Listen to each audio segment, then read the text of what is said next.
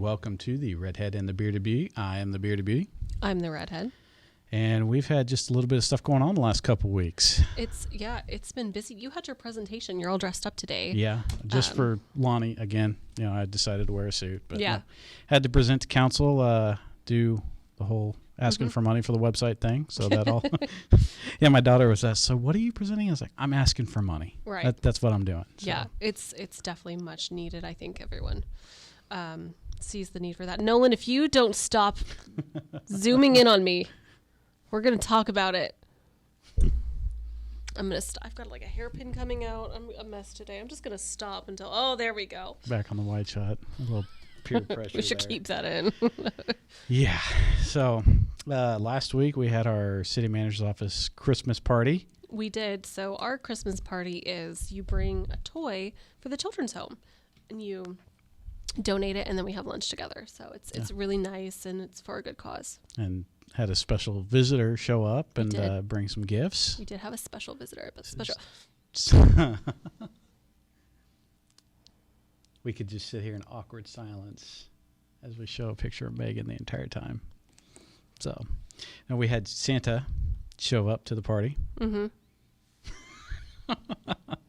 And he brought the city manager some gifts. He did. He did bring the city manager some gifts. That was pretty awesome. He pulled out some little kids' Batman underwear and some Batman socks, I think. Yeah. Well, then they ended up getting donated, but it was pretty fun to give it to the city manager. Yeah. Well, the city manager has been very good this year. Yeah. We're very grateful for all that he does for the city. But you weren't there for it. So. I was not there for that party. Yeah. So you disappeared. Oh, I disappeared. I started off there and I had to disappear, and I missed the whole Santa thing. I don't know what. You what. Totally missed it. I don't know. I think we have a picture of Santa standing with city manager. Maybe we can put that on the screen. Yeah. But yeah, so I will say with that playing Santa was rather fun, getting to dress up and do that. I like that Santa stopped by, and I know that you were a little late because we're like, where is Tyler? Like the city manager's gonna have to go, but you got waylaid. Yeah, being Santa comes with great responsibility. It's one of those things you don't think of. I was walking through the lobby at City Hall, and I ran into like 5 kids out there. And it's one of those things, I can't just walk right by them, and it's like crush their dreams. No. So I had to stop and interact with a bunch of kids in the lobby. So you can't ignore kids when you're Santa. That was fun. So one of those unwritten rules of being Santa. So hopefully... I highly doubt any kids that still believe in Santa are watching or listening to our podcast, so we're probably okay. You never know. You never know. So, sorry, parents, if we just ruined that. We're so popular with the youths. Yes. We are up with what's trendy. Yeah. Okay, so you did a great presentation today on the website. Christmas is here for those who celebrate. Hanukkah kicked off this week as well. And with that, so we don't have a guest today. We're just going to chat for a little while. Yeah. Do you have 2 truths and a lie? I do have 2 truths and a lie. I came ready. Okay, I do too. Do you want to start? I will start. And since I'm on the website kick today, it's a little more than 2 truths, but I figured I'd just stay with the website and keep this informative. So the new website is we'll see who paid attention at the city council meeting. Since for all those people that like to tune in to both our podcast and the council meetings. So play along at home. Yes, if you've been watching. So the new website will include online forms, an improved search function, a calendar function, a chat bot, and the city's very own social media platform. It will not have its own social media platform. No. Yeah. I really wanted to have our own social media platform, but that will not be included. Right, like we would launch our own Twitter. It would be our own Twitter. Right, but we would allow links from outside social media platforms on our Twitter. Links. Maybe only Wichita.gov links, but we would allow links. Yeah, you can only reference Wichita.gov on our Twitter platform. Yes. So, well, that's for next year's budget. Yes, that sounds like a good use of funds, and I think lots of people would sign up for that. I think so, too. I mean, who doesn't love City of Wichita podcasts and social media sites when everybody leaves Twitter, they can come to ours and come very to ours. Successful. Yeah, it'll be great. So so what are your 2 truths and lies? Okay, so I have holiday fun facts. So of course this time of year we know of Hanukkah, Christmas. I see you trying to read it. I'm reading. So we have Hanukkah, Christmas, Kwanzaa, the huge. those that are most referenced. But there are other holidays, including Saturnalia, which is celebrated December 17th through 23rd. There's Yule, or the winter solstice, which is tomorrow. Tomorrow's the winter solstice, December 21st, as of this recording. And then there's Ram Navami, which is the birthday of the Hindu god Rama. I don't remember what exactly it was you said, but I believe it's the first one. I think for some reason that last one has popped up on a calendar before that I've seen. So and the solstice, it might not be tomorrow, but I think I've heard of that as well. So I'm going to go with the first one. You are incorrect. It is currently Saturnalia. Ram Navami is celebrated in April, but what I think you're thinking of is Rohatsu, or Bodhi Day, which is a Buddhist celebration celebrated in December. And if I butchered any of those pronunciations, my sincerest apologies. She did it on purpose. I didn't. One thing that we don't do as a government entity is wish anyone a specific happy whatever religious holiday, and that's because I think if we do one, we should do them all, and that's all that we would post about. We would get we did that. Yeah. But happy holidays to everyone. Yes, happy holidays.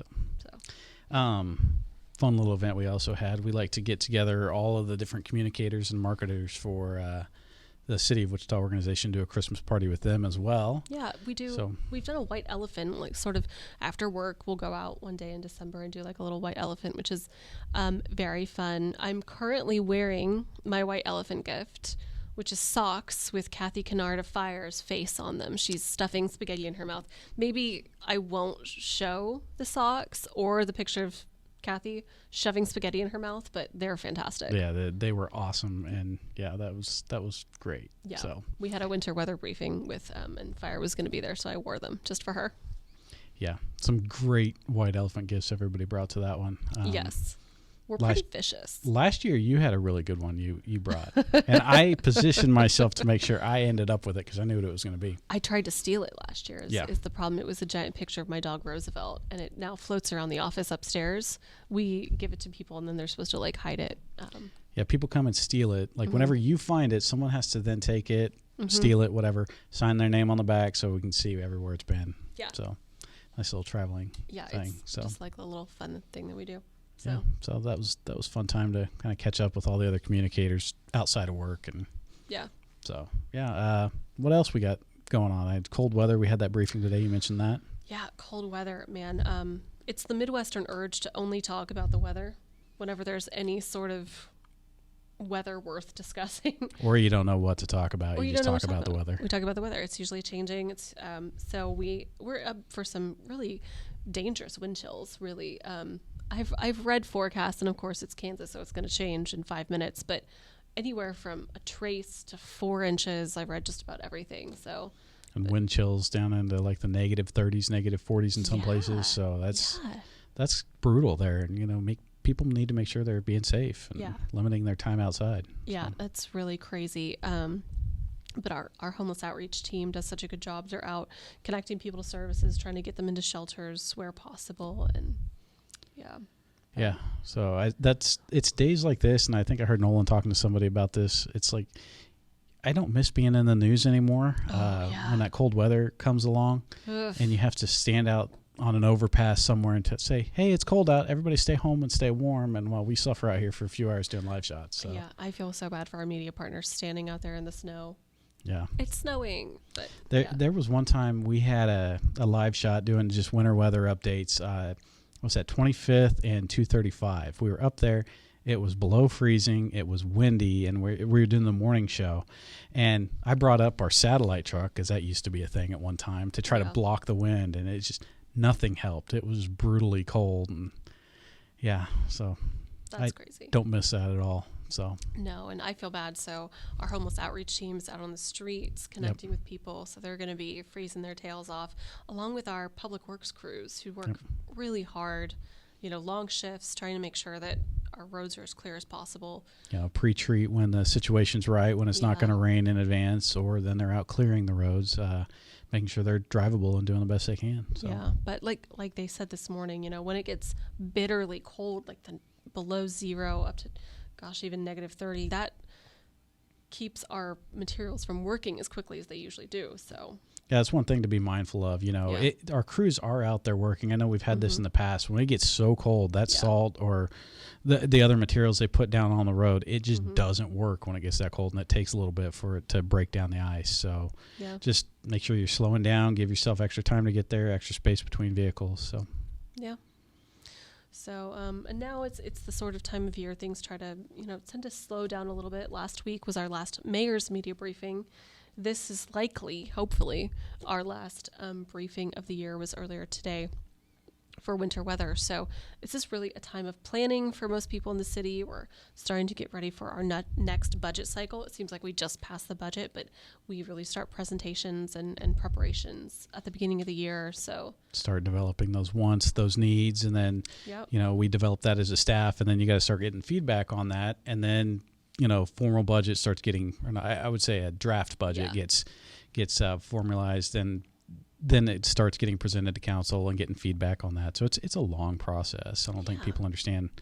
I think people are already working on next year's budget. So and we'll really hit the ground running at the new year. So lots of work going into that. Other big things coming up. We'll start working on State of the City, which will be in March of next year. We predict. We think we're going to be back here at City Hall.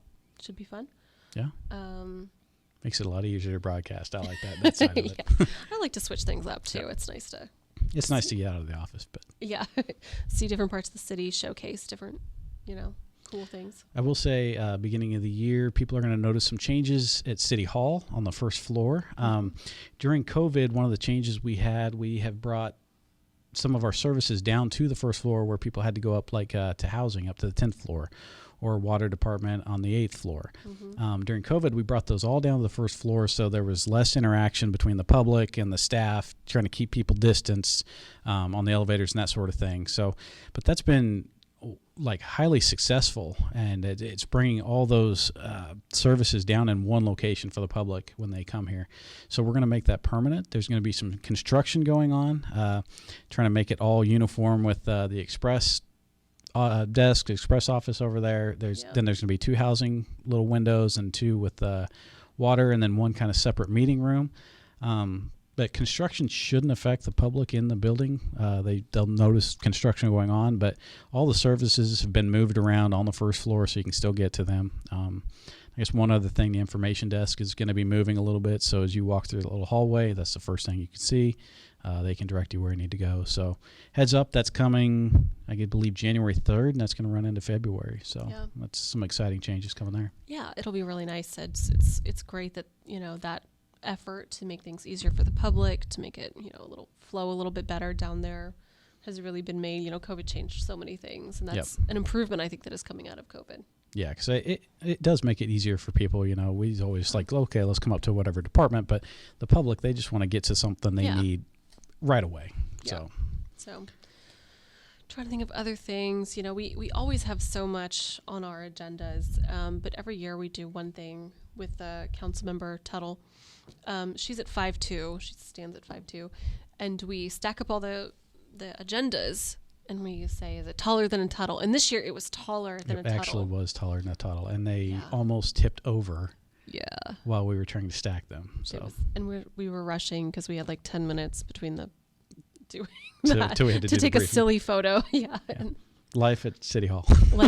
So but she's so great about being a trooper and doing that for us. So but it's a fun visual to show you how much we really look at, and in terms of what we're doing at the council meetings every single year. Yeah, I mean, people can talk about the bureaucracy of government and how much red tape and all that sort of stuff, but every one of those documents, you know how much time and effort went into those, and people planning different projects, and so a lot of work goes on in this building. So a lot of work. So head to our Facebook or Twitter to check that out, probably our Instagram too. I have to tell on myself too. Really? So I want to issue a public apology to our building services folks. I got in a little bit of trouble the other week. So we have, if you've ever been at City Hall late at night, 6 or 7, we have a bunch of crows. They take over the parking lot. They take over. There's There's hundreds. I'd say probably thousands. It's There's unbelievable how many so crows many. are sitting in that parking lot. Yeah, they're on every single branch and stuff. Well, I have started keeping peanuts in my car. And I've been feeding them. I'm trying to befriend the crows. And I got caught the other night leaving City Hall. And so I apologize. So I guess the big question is why? Well, one, I want to feed the crows. They're hungry. There's so many of them. And so I keep an open thing of peanuts. The other day, Jason was in my car and he opened, he's like, why do you have just like peanuts in here? I was like, for the crows. So yeah, but crows will start to recognize your patterns in your face and your vehicle if you feed them enough. So I want to befriend the crows. We need to let you get out more. Yeah, I'm leaving late, so I'm like, if I stay here late, I can feed the crows, and that's a positive thing. So very well. I'm speechless over here. I apologize to building services. You're not feeding the geese too, are you? No. If it was not illegal, I would battle the geese, because every time we have an outside press conference, they try to like diabomb it and interrupt. So And they're very loud. they are so loud, and they're incredibly mean. Yeah. I've been chased by them before. We would never hurt the geese. I don't need a call. I don't need a call from the protected. Yeah. So, but What if the geese hurt you first? that's okay. You just take it. They're a federally protected species.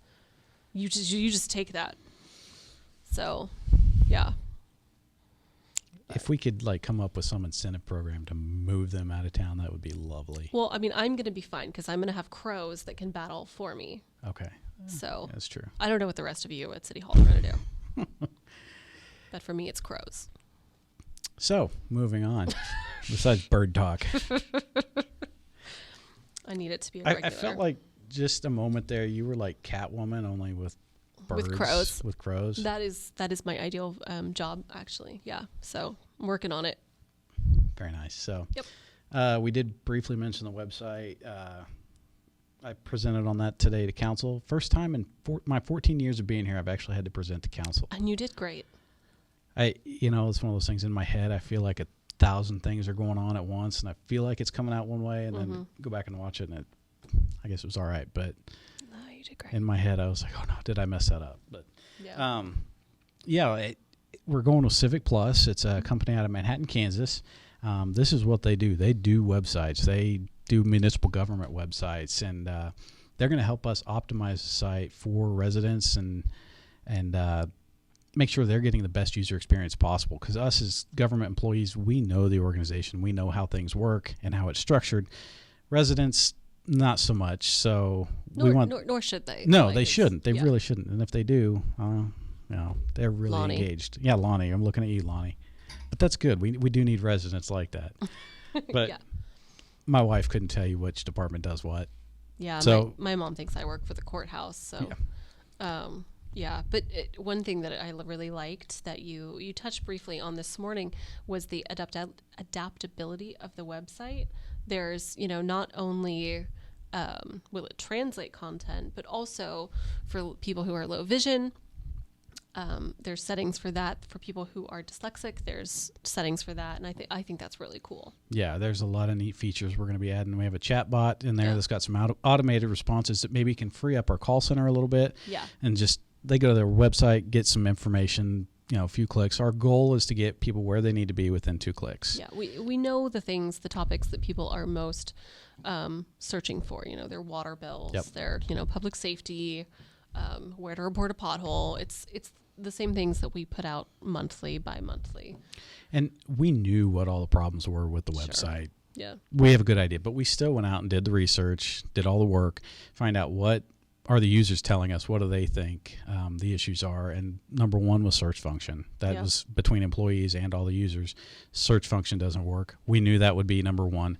And so when we get this new website and it's launched, it will have a much better, that'll be probably the number one thing everyone notices, is the search function will be 100 times better. So that's really cool. yeah, we're looking forward to that. So Also, we're bringing in Access Wichita in that functionality into the website with a thing called See-Click Fix. So people can download an app or they can do it right on the website and report problems, issues, that sort of thing, all right there, all on one website. You no longer have to leave the site to go to another site. So yeah, that's really cool. We had another really cool program that I hope gets covered today in the media. Nathan Emery, our municipal court director, discusses. It's the WARP program, and basically what it does is gets people with suspended licenses back into legal use of their cars, so that they're able to get to work and everything that they need to do. So it makes that process a little bit easier. So shout out to our municipal court. Yeah. They're an unsung part of our city, but they do so much. Yeah, they do. They notice, they see a lot of people that come through the system and some of the issues they have, but then you dig deeper into those issues, and then what happens, and yes, they might have done something wrong or whatever, but then the penalties don't always necessarily match, or what comes of that is then they can't get to certain job functions or whatever, and then now they can't make money and start paying for some of these tickets. So they try to dive deep down into these issues and help solve the bigger problem. Yeah, they've been involved with different partnerships locally and at the state level to try to do a lot of this work to get people back into compliance, because sometimes the barrier is cost or getting to appointments or things like that, that people they want to do the right thing and they want to get their license back, get back into productive use. So yeah, shout out to them. They're doing really good work and taking those steps forward. So one other thing that came out of council day, I wasn't really expecting it, but the question came up. One of the council members asked about the new website and notification system for boil water advisories. So we still are. We're going to do an announcement on that here in the first of the year, but might as well go ahead and talk about it since it's got out there today. We do have a system in place now. It's been tested for boil water advisories only. We are now able to email, text, and send a voicemail to all of our water customers. And so once a month, we will update that database with all of the new customers or customers that have left, take them off. And it's pretty cool how the system will send an email first, and then if you get that and you confirm, it won't send you any more notifications. Yeah. So that's really nice, because emails are free, and you think 160,000 accounts, something like that. You send everybody a text and a voicemail, that price is going to add up pretty quick. Yeah. So, but then if you don't confirm within 2 minutes, it sends you a text message, and if you don't confirm with that, it sends you a voicemail. So that's nice, and then we're able to go back and look and say, okay, how many people confirmed, how many got the call, how many didn't. And then if we really needed to, if we felt like it wasn't effective, we could send a follow-up message to those who hadn't confirmed. So and I know the county is working on, I won't steal their thunder, but they're working on a similar for different sorts of emergencies as well. Yeah, so. And that's an opt-in type system. Yeah. So and then we will be able to have access to that one as well, and help whatever other issues might come up, we can get into that system and utilize that. But for boil water advisories, though, that reaching that many customers, that we do have a system in place now. So we do have an opt-in email for other city alerts. So you just go to wichita.gov and /alerts. /wichita.gov/alert is the page you go to if we're in some sort of an event, and all that information will be updated there. On the homepage, there's a place to sign up for email alerts, not only for emergency type things, but also like planning updates, park and rec updates. I think there's several on there. So people really are, vying for those planning updates too. Yes. Shout out to Scott. Yes, Scott. Yeah. Actually, there are some people that are very involved. Definitely, 100%. But if it's not a zoning case that you're familiar with, sometimes listening to the discussions regarding MAPC where they really get into the weeds, which is again so important for our city and planning and moving forward. It's important work, but man, it's tough to listen to sometimes. I've had to sit through several of those MAPC meetings, and we are self-aware. Yes. So. All right. Let's wrap this up. You have a dad joke? I got a couple dad jokes. All right. Shoot. So one night, a Viking named Rudolph the Red was looking out his window when he said, "It's going to rain." And his wife was like, "How do you know?" And he said, "Because Rudolph the Red knows rain, dear." Okay. Come on. That right. one was good. All right. That was good. Okay. Do your second one. Do your second one. There's a big sale downtown at the Lego store. People are lined up for blocks. Okay. For blocks, Megan. Thank you. For blocks. Mm-hmm. God. All right. How does a carpenter fix things in winter? How does a carpenter fix things in winter? I don't know. They glue it together. Because it's an igloo. Mm-hmm. Okay. Mm-hmm. I'm going to try not to laugh over here. Okay. How do you get an abominable snowman to go away?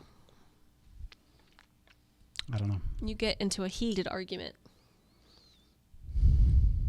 Yeah. Because they don't like heat. Mm-hmm. Because there's snow. Mm-hmm.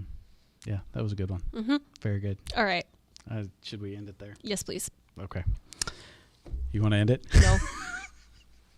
Our jokes were that great. Yep. We can't get out of this. So thank you, everybody, for watching this episode. If we don't see you next week, if we don't do another podcast, have a happy new year. And thanks for watching.